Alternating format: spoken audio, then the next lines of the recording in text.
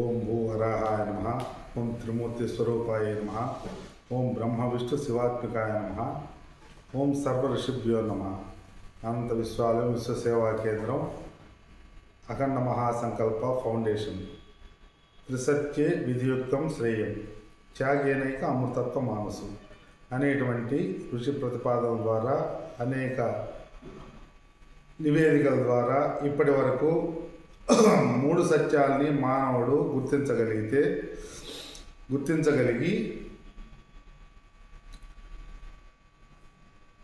జంతువునాం నరజన్మం దుర్లభం. 84 లక్షల జీవరాశుల్లో మానవ జన్మని అనేక పుణ్యఫలముల కారణంగా మానవ జన్మను అత్యుత్తమమైనదిగా భావించి వచ్చినటువంటి అద్భుతమైనటువంటి అవకాశాన్ని సద్వినియోగం చేసుకునేందుకు 4 మూల అంశాలను గుర్తించుకోగలిగితే జన్మము, కర్మము, ధర్మము, బ్రహ్మము అని నిన్నటి తర్క విచారణలో క్షణం చిత్తం క్షణం మాయ, బాల్యం నుండి అసత్యం తమస్సు ఆవరించబడి అసత్యంతో తమస్సుతోటి ఆవరించబడి క్షణం చిత్తం క్షణం మాయ. ప్రతి క్షణము మానవ దేహం బాల్యం నుండి వృద్ధాప్యం వరకు ప్రతి క్షణము చిత్తము స్పష్టంగా లేక అజాగ్రత్తలో అజ్ఞానంలో తమస్సులో ఉండటం కారణంగా కర్తవ్యాన్ని అమలు చేయలేక నిషిద్ధమైనటువంటి మనసుతోటి, నిషిద్ధమైనటువంటి వాకులతోటి, నిషిద్ధమైనటువంటి క్రియలతోటి కార్యాచరణ ప్రతినిత్యం జరుగుతున్న సందర్భంగా సమస్త జీవులకు నిరంతరం ఫలాలను ఇచ్చేటువంటి పరమాత్మ ద్వారా ఆ ఫలాలంతా దేహంలో నిండి దేహంలో మాయ ఆవరించబడి క్షణం చిత్తం క్షణం మాయ, ప్రతి క్షణం కూడా ఆ మాయలో ఉండటం జరుగుతూ సహజంగా కాలాన్ని క్షయం చేసుకోవడం జరుగుతుంది. దీన్నే కాలక్షయం అంటారు. టీబీ తెలియని బాడీ రూల్. టీబీ అంటే తెలియని బాడీ రూల్. క్షయం, టీబీ అంటే క్షయం. అదేవిధంగా కాలాన్ని కర్మల ద్వారా ప్రతినిత్యం మానవ దేహాలు క్షయం చేస్తున్నటువంటి కారణంగా మానవ జీవితం బలహీనపడి పూర్తి అవుతూ వస్తుంది. కాబట్టి దీనికి పరిష్కారంగా మహర్షులు త్రిసత్యే విధియుక్తం శ్రేయం, 3 సత్యాల్ని గుర్తించగలిగితే బాల్యంలో జీవిత సూత్ర విచారణ, దేహాత్మ విచారణ, పరమాత్మ తత్వ విచారణ 3 సత్యాల్ని గుర్తించుకొని అధ్యయనం అభ్యాసం ద్వారా ప్రతినిత్యం అధ్యయనం అభ్యాసం ద్వారా పరమ కర్తవ్యాన్ని బాడీ పొజిషన్ రూల్, మానవ దేహానికి సంబంధించినటువంటి నియమాన్ని, దేహానికి సంబంధించిన నియమాన్ని, గృహంలో ఆ స్థానానికి సంబంధించిన నియమాన్ని, వ్యవస్థలో ఆ స్థానానికి సంబంధించిన నియమాన్ని అమలు చేయగలిగితే ఖచ్చితమైనటువంటి పరిష్కారం లభిస్తూ భూమాత పరమాత్మ యొక్క కర్తవ్య సాధన ద్వారా, భక్తి సాధన ద్వారా, నవవిధ భక్తి యోగ సాధన ద్వారా జ్ఞానాన్ని ప్రతినిత్యం అందిపుచ్చుకుంటూ ప్రతినిత్యం జ్ఞాన సంపదను పెంచుకుంటూ క్రమేపీ ఆనంద స్థితిని సాధించేందుకు ఎవరికైనా సాధ్యము అనేటువంటి విషయాన్ని అఖండ మహా సంకల్ప ఫౌండేషన్ ద్వారా పూరి జగన్నాథుడు, కాశీ విశ్వేశ్వరుడు స్వయంభూవులైనటువంటి అఖండ మహాసంకల్ప ప్రసాదిత పరమాత్మ అయినటువంటి కలియుగ వెంకటేశ్వర స్వామి ప్రతినిత్యం విశ్వచక్ర అభిషేకం అర్చన ద్వారా, నవవిధ భక్తి యోగార్చన ద్వారా పంచమహాయజ్ఞ సాధన ద్వారా మరియు 24 తత్వాలతో స్వామివారిని కొలవటం ద్వారా అనేక రకాలైనటువంటి విషయాల్ని అనేక రకాల ప్రమాణాలతో కొలుస్తూ ఉంటారు. టేప్ తోటి కొన్నింటి కొలుస్తారు, లీటర్లతోటి కొన్నింటి కొలుస్తారు, దూరాన్ని మైళ్ళతోటి కొలుస్తారు. అనేక రకాలైనటువంటి కొలత ప్రమాణం. అదేవిధంగా భగవంతుని అర్చించడం అనంటే కొలవడం అని అంటారు.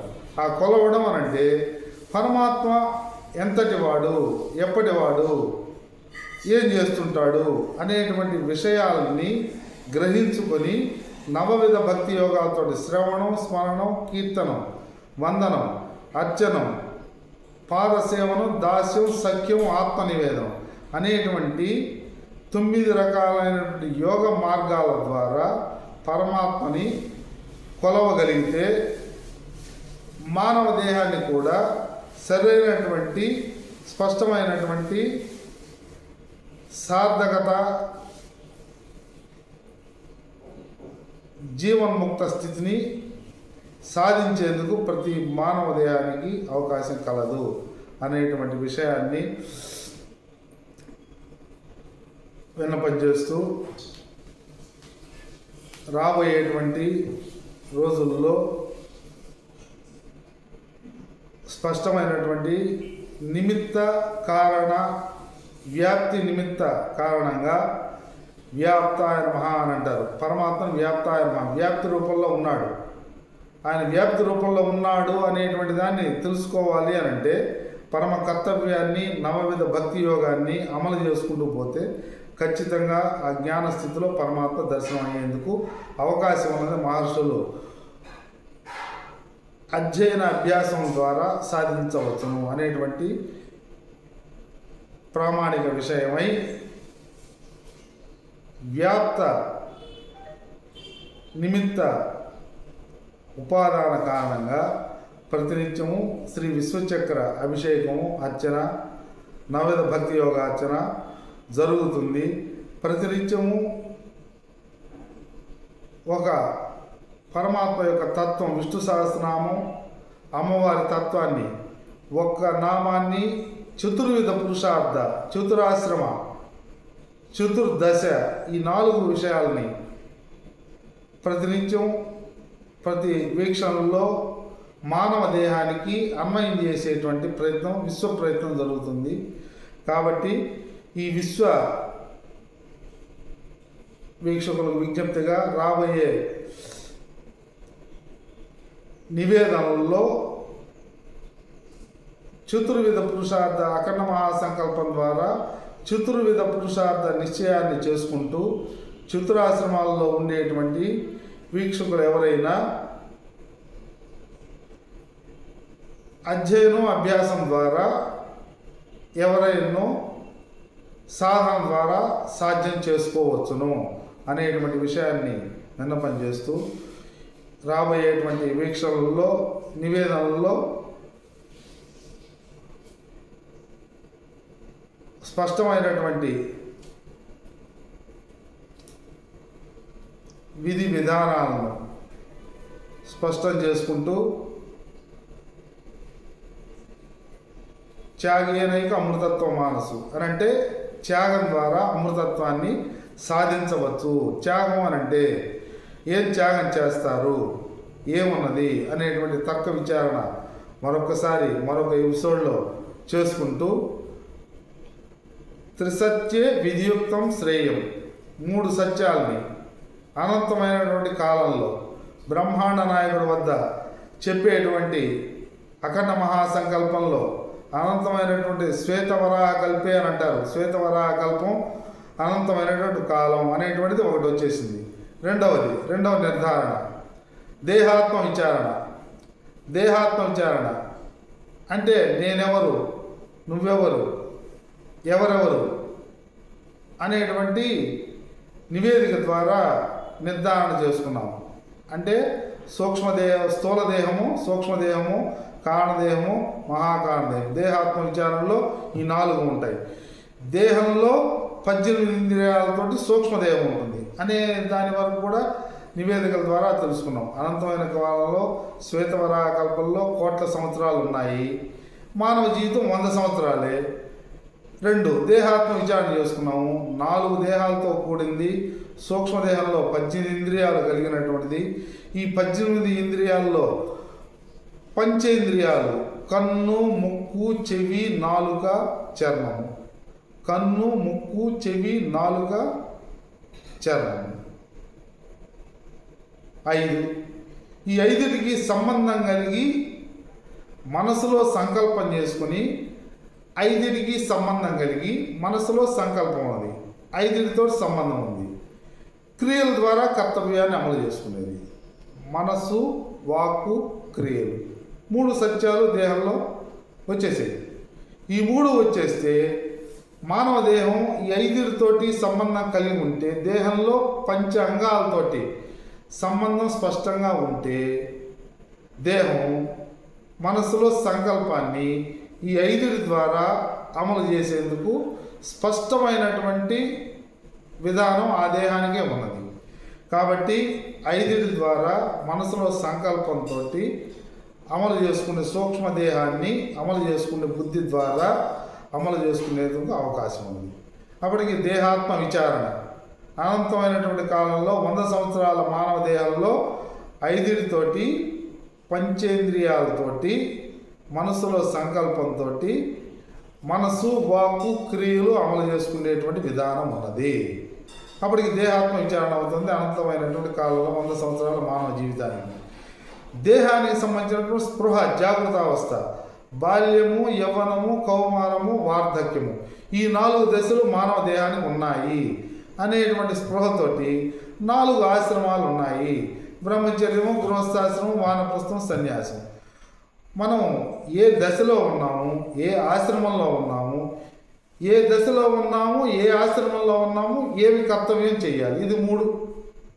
ఈ 3 ప్రశ్నలతోటి, బుద్ధిపూర్వక ప్రశ్నలతోటి ఈ అనంతమైనటువంటి విషయంలో ఏ గృహంలో అయినా, ఏ దేహమైనా బాడీ పొజిషన్ రూల్, దేహానికి సంబంధించిన నియమాన్ని ఆ స్థానం అమలు చేయగలిగితే వాళ్ళకి స్పష్టమైనటువంటి జవాబుదారీతనంతో కూడినటువంటి మార్గం దొరుకుతుంది. దీన్ని బుద్ధిపూర్వకంగా స్పష్టంగా మనస్సుని పదును పెట్టుకొని విచారణ చేయవలసిన అవసరం ఉంది. అందుకనే మా తల్లిదండ్రులు ఒక్క మాట మా నాన్నగారు చెప్పేవాడు, నాయన నీ దేహానికి సంబంధించిన ఏం చేశావో ఈరోజు ఉదయం నిద్ర లేచి నిద్రపోయేంత వరకు ఏం చేసావో, ఏం మాట్లాడావో పోయి ఆ దేవాలయంలో పక్కన రాగి చెట్టు కింద కూర్చొని ఏకాంతంగా రికార్డు పెట్టుకొని, వీడియో రికార్డు పెట్టుకొని, టేప్ రికార్డు లాగా ప్రశ్న వేసుకో, ఏం చేశావు అని. నీ దేహానికి సంబంధించిన ప్రశ్న నువ్వు వేసుకోగలిగితే స్పష్టమైనటువంటి జవాబు నీకే వస్తుంది నాయన.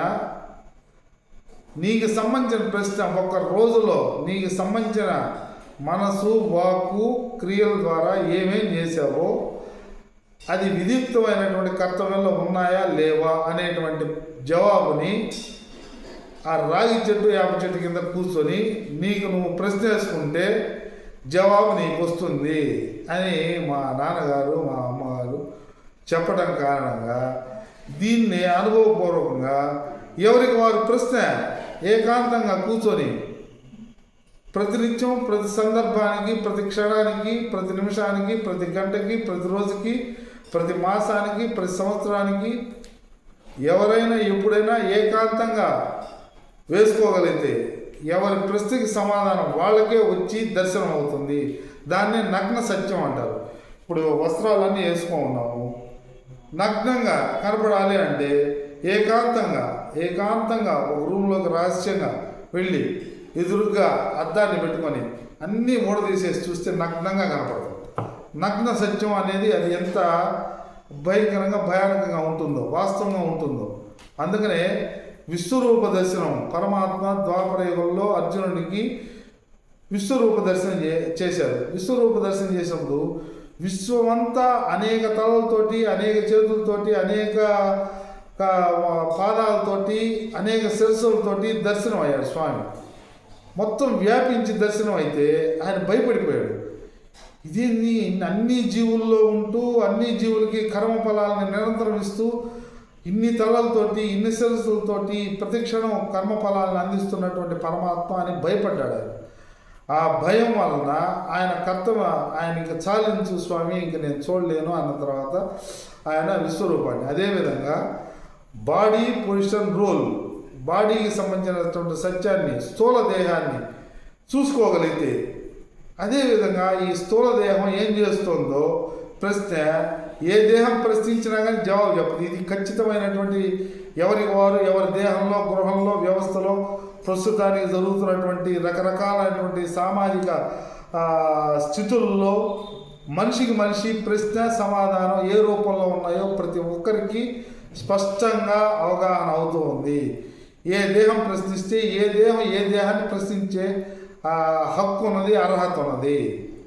ఈ దేహం ఉంది, ఇంకో దేహాన్ని కనిపించేటువంటి కోటాను కోట్ల దేహాన్ని ప్రశ్నించే అర్హత ఉన్నదే ప్రహరీ దాటిన తర్వాత అని ఒక ప్రశ్న వేసుకుంటే, ఏం ప్రశ్న వేస్తే ఏం జవాబు ఏ దేహం చెప్పేందుకు అవకాశం ఉన్నది.